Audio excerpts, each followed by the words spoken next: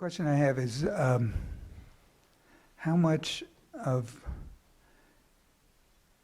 my transcendence or anybody's transcendence dependent upon grace versus personal and interest from, say, the separate self? It's 100% grace. 100% they result, but does the personal It's interest... 100% grace.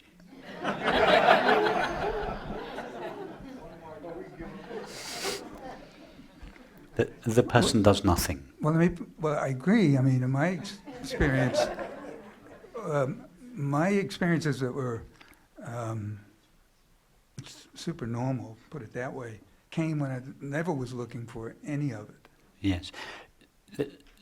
And now, by the way, I come and I try to cultivate this process, and that's not grace. That seems like it's more separate self saying, well, you need to do this or that. No, let me explain just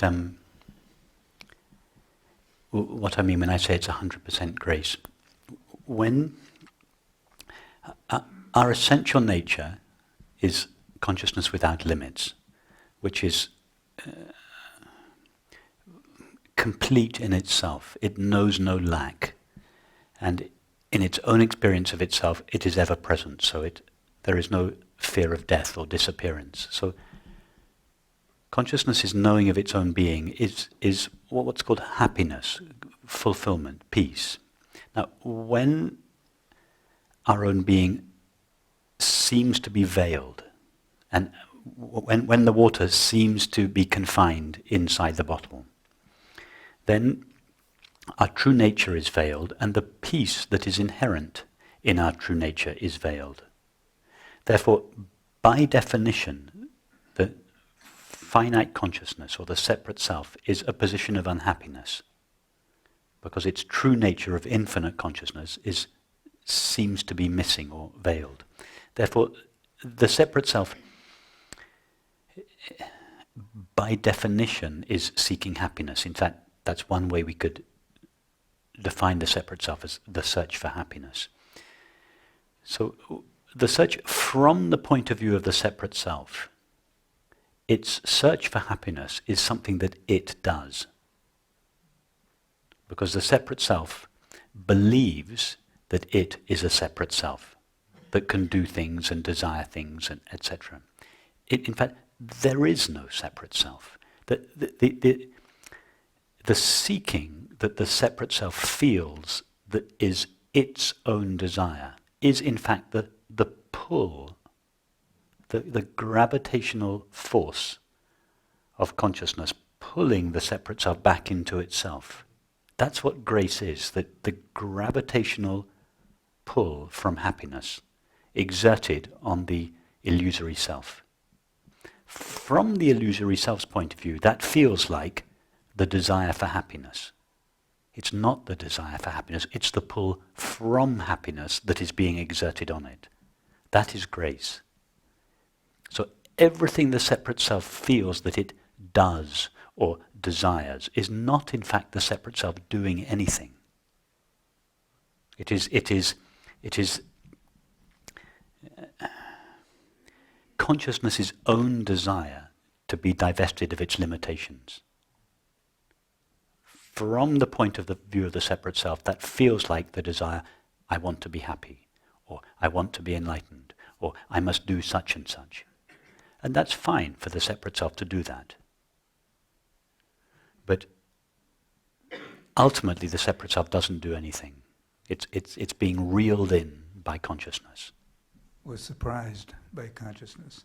And sometimes it's surprised, but sometimes the separate self feels that it's walking towards consciousness. That's fine, just leave the separate self with that illusion. If the separate self feels that it's walking towards consciousness, that's fine, just keep walking.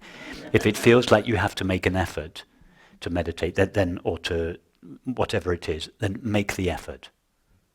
That's how it seems from the point of view of the finite self. The effort the separate self feels that it is making is in fact its response to consciousness reeling it in. I just want to make sure that I gave the right question, and that is that some remarkable things happened quickly in my life And I certainly wasn't looking for anything like that to happen. And since then, it's a very different kind of life.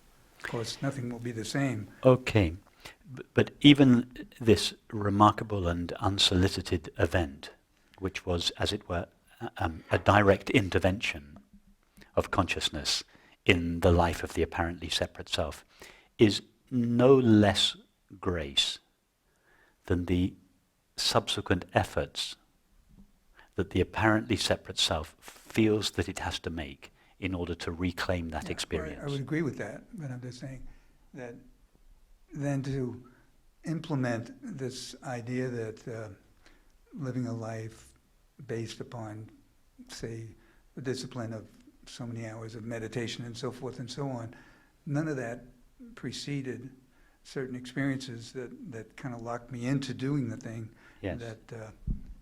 that I tend to do to seemingly support consciousness in the process of the continual evolution, say.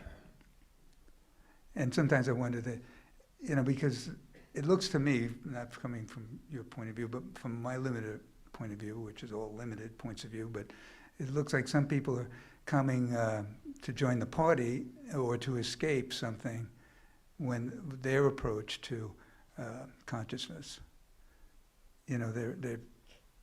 It's almost like it's fashionable sometimes.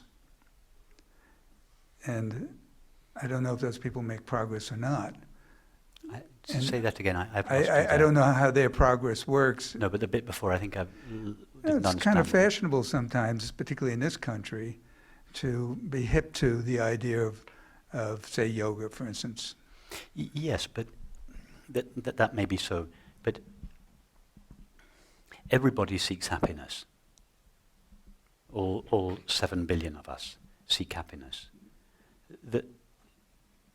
The search for enlightenment is just the final furlong of the search for happiness.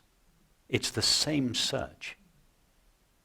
When most people seek happiness, they seek it through an object, or a substance, or a state, or a relationship.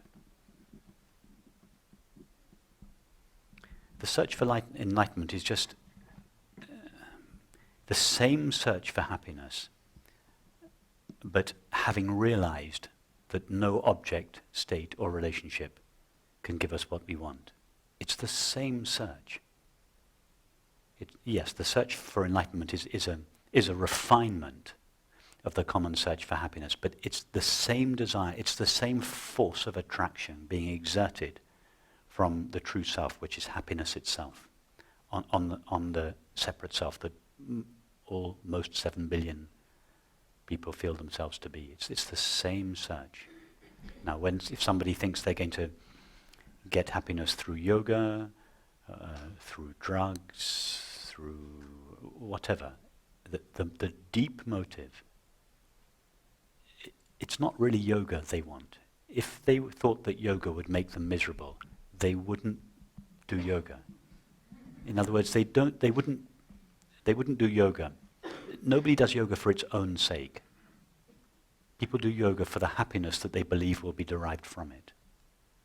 People don't have intimate relationships for their own sake. They have intimate relationships for the happiness and the love they feel will be derived from it. That's, in other words, happiness is the only thing that people desire for its own sake. Nothing else is desired for its own sake. Everything else is desired for the happiness that we believe will be derived from it. And in other words, everybody is only seeking happiness. There are two possibilities in life, either to seek happiness or to be happy. That's it. Those are the possibilities. And if we're not happy, then whether we realize it or not, we are seeking happiness. Every waking hour, we are seeking happiness. That is the motive behind all our actions, all our thinking, feeling, everything. Everyone's engaged in the same search. What we're speaking of here is a very refined form of that search, because we have understood that no object, nothing in the realm of the body-mind world can deliver happiness. Well stated, as I expected. and I agree. But it's just odd how it all happens into the play, the way it unfolds. It's different for different people. Yeah. Some people, they have some realization or opening or awakening completely unsolicited, without any prior interest in these matters. Some people have to become suicidally depressed before they, and hit rock bottom before there is a kind of surrender and an opening up. And some people don't suffer deeply. Everyone suffers to a certain extent, but some people don't have to suffer deeply before the question arises in their mind: what is the purpose of life? Where can happiness be found? What am I truly? And then they begin to ponder and explore their experience. It can happen in so many ways. And all of those ways are grace, because the search for happiness is in fact not a search for happiness, it's a pull from happiness. Everybody feels this pull from happiness. All 7 billion of us. Have you met people who seem to be attached to pain and They're unhappiness? only attached to pain because they believe it will make them happy. That's a stretch, but I'll accept it. No, but sometimes people think that suffering is a virtue, but they only suffer because ultimately they think it'll bring them happiness.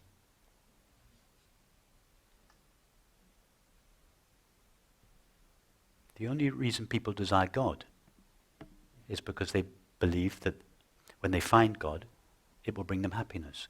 Who would search for God if they thought it would, the finding of God would make them miserable? Nobody. The search for happiness is higher than the search for God. If any of us thought that enlightenment would make us miserable, would anyone seek enlightenment? I wouldn't. No, why do we seek enlightenment? Because we've tried everything else, nothing else made us happy. Enlightenment is the last option. It's not enlightenment that people seek, it's happiness. Happiness is the highest desire. It's the purpose of human life. And because it's the purpose of human life, it's what people desire above all else. Peace or happiness or love, they're synonymous in this context.